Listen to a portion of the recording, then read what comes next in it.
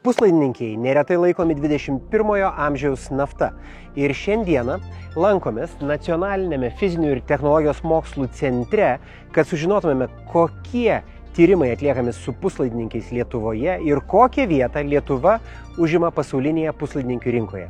Eime.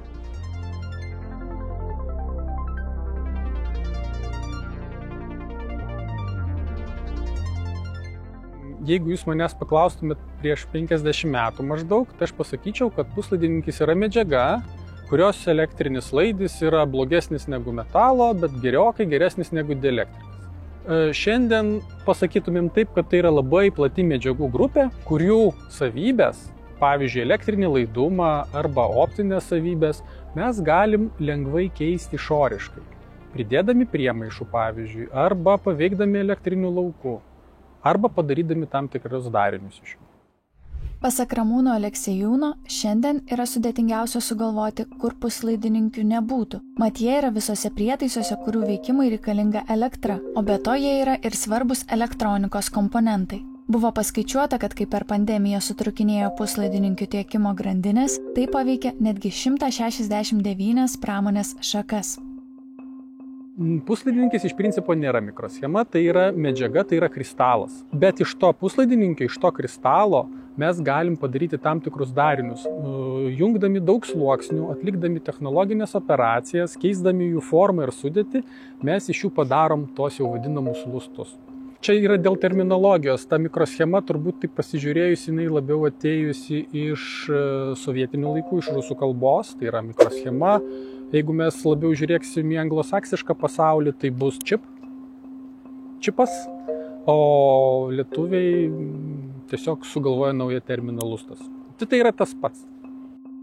Kad iš puslaidininkių būtų pagaminta mikroschema, o vėliau ir tam tikras prietaisas, svarbu visapusiškai juos ištirti. Nacionalinėme fizinių ir technologijos mokslo centre Vilniaus universiteto mokslininkai atlieka organinių ir neorganinių puslaidininkių tyrimus. Pasak pašnekovo, tradiciškai stipriausia centre vykdomų tyrimų sfera yra taip vadinamas puslaidininkių pritaikymas fotonikoje. Tai yra toms sritims, kurios vienaip ar kitaip yra susijusios su šviesa. Čia matome laboratoriją, kurioje yra auginami, gaminami taip vadinami OLEDai. Tai yra tie prietaisai, kuriuos randame mobiliuose telefonų ekranuose, displėjuose kompiuterių ir panašiai. Šioje laboratorijoje, kuo jinai yra ypatinga, mes galim pagaminti OLEDus nuo buteliukų.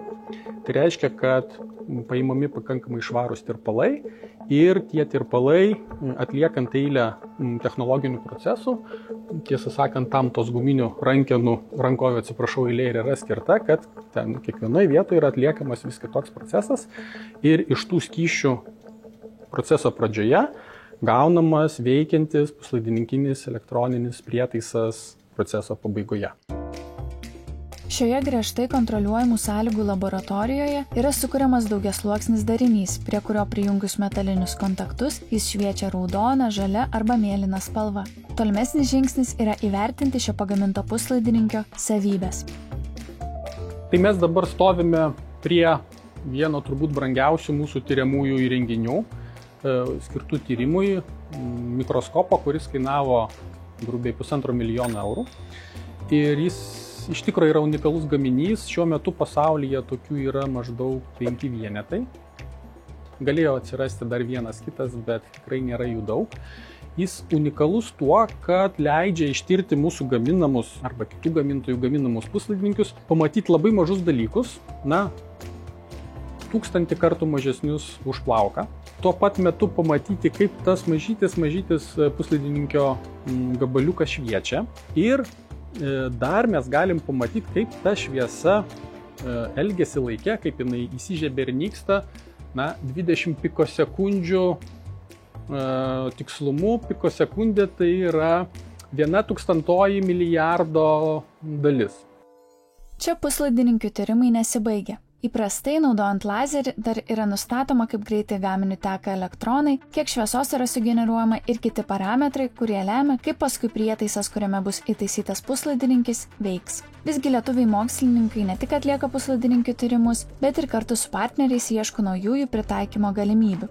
Pasak Ramūno Aleksejūno, būtent specifinės nišos paieška ir turėtų būti Lietuvos prioritetas, plečiant savo puslaidininkių gamybos ir tyrimų pajėgumus.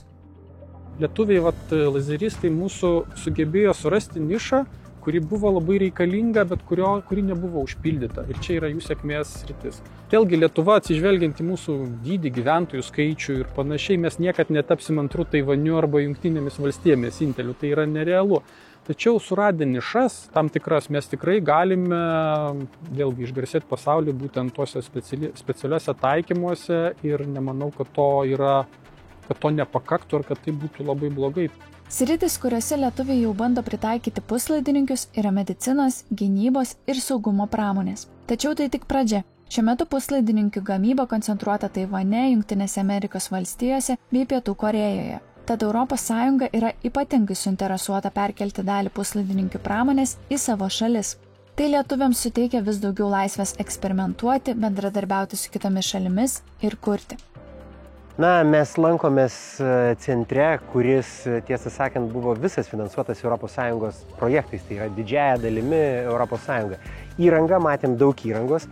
Tai iš esmės visa ši įranga įsigyta didžiąją dalimi finansuojant ES. Kodėl mes tai darome? Mes tai darome todėl, kad puslaidininkiai yra praktiškai kiekvieno skaitmeninio prietaiso sudedamoji dalis. Ir kitaip tariant, tai yra mūsų skaitmeninė ateitis.